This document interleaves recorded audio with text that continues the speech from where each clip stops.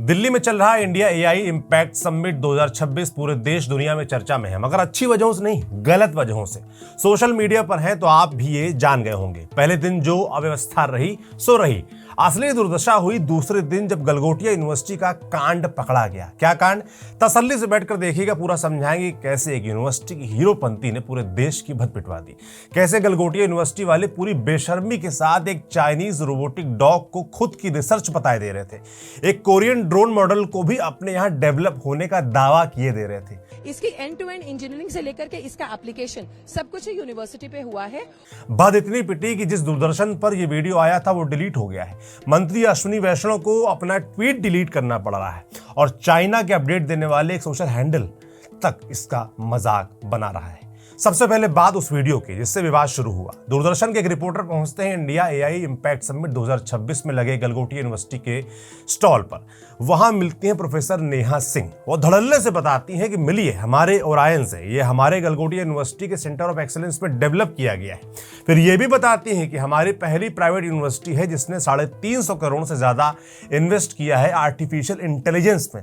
पर मैडम ये सब हवाबाजी करते समय एक बात भूल गई, ये सोशल मीडिया का जमाना है, सब रिकॉर्ड हो रहा है और जहां वीडियो जनता के सामने आया तो पोल खुलने में देर नहीं लगती। तो वही हुआ, सामने आया कि यह असल में चीनी कंपनी यूनिट्री का GO2 मॉडल है जो बाजार में 2-3 लाख रुपए में आराम से उपलब्ध है। पर गलगोटिया वाले इसे अपना बताए फिर रहे थे। आप इस मामले को सुन हंस सकते हैं, मगर यह हंसने वाला मामला नहीं रहा, भयानक भदपिटी है। इस लफाजी की वजह से दिल्ली से लेकर चीन तक चाइना की खबरें कवर करने वाला एक अकाउंट चाइना पल्स ने इसे ट्वीट कर दिया। लिखा है, एक भारतीय यूनिवर्सिटी ने दिल्ली में आयोजित एआई समिट में चीनी रोबोट यूनिट्री GO2 को अपने इनोवेशन के तौर पर पेश किया। देख रहे हैं ना? और अभी तो रुको, एक और कांड हुआ है। सोशल मीडिया पे एक और दावा निकलकर सामने आया है जिसमें कहा गया है कि गलगोटिया वालों ने एक Korean striker V3 ARF model है, ड्रोन मॉडल है जो कोरियन है, उसको भी अपने बता दिया। बताया गया है कि बिल्ड फ्रॉम द स्क्रैच है ये, वो भी देखिए। ड्रोन सिस्टम चला है, ये थोड़ा बताएं। ये बहुत इंटरेस्टिंग सी चीज है। इसकी एंड टू एंड इंजीनियरिंग से लेकर के इसका एप्लीकेशन सब कुछ यूनिवर्सिटी पे हुआ है और ये इंडिया का पहला ड्रोन सॉकर एरिना है जो गलगोटियास पे ऑन कैंपस आपको देखने को मिलेगा।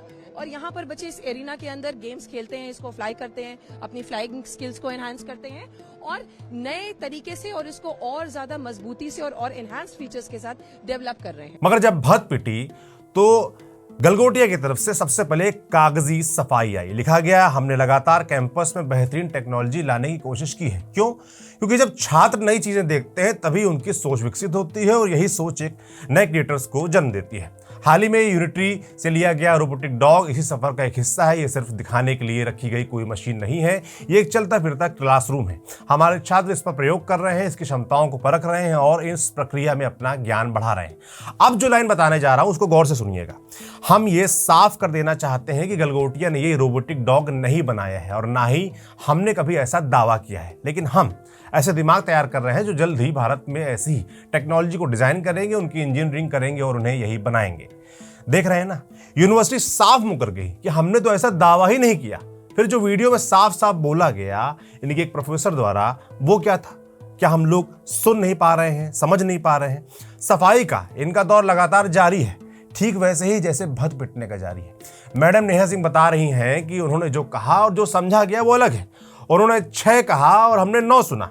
इतनी गंदी सफाई, हद है। मतलब सिरे से इनकार किया जा रहा है कि हमने ऐसा कहा ही नहीं। तो इस पर एक्स का कम्युनिटी नोट भी आ गया है कि यहाँ पर साफ साफ झूठ बोला जा रहा है, वो भी देख लीजिए।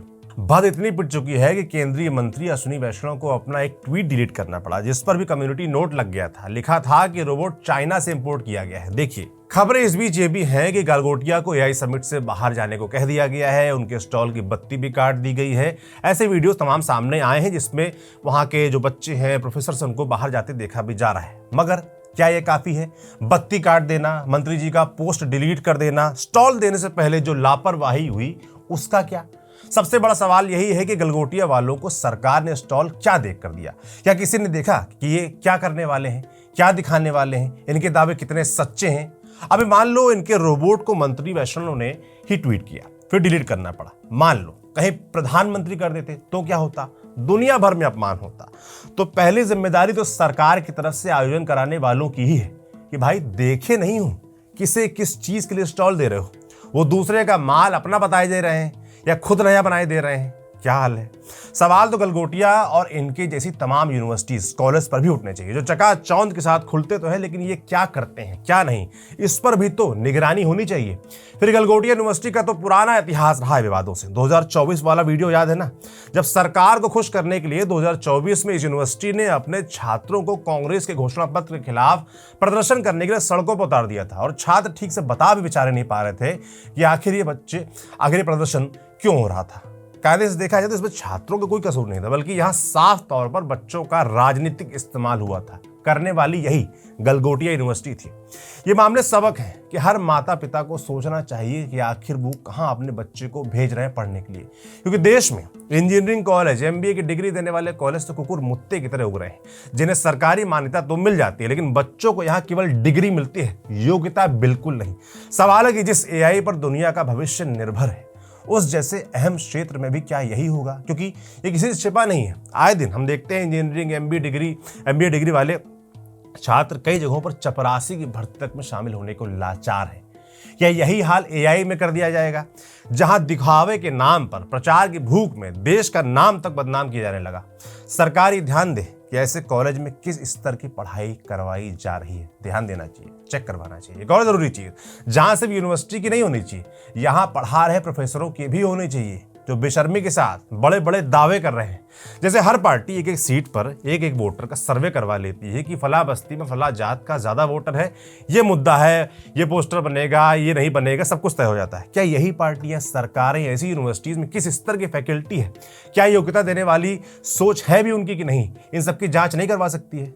जाते जाते एक और जरूरी बात जान लीजिए, देश में लोगों को अपनी सोच बदलनी होगी, इनोवेशन खुद करना होगा, आयात के भरोसे रहना छोड़ना होगा, विदेशी माल पर अपना ठप्पा लगाने और उसको बेचने की आदत खत्म करनी होगी।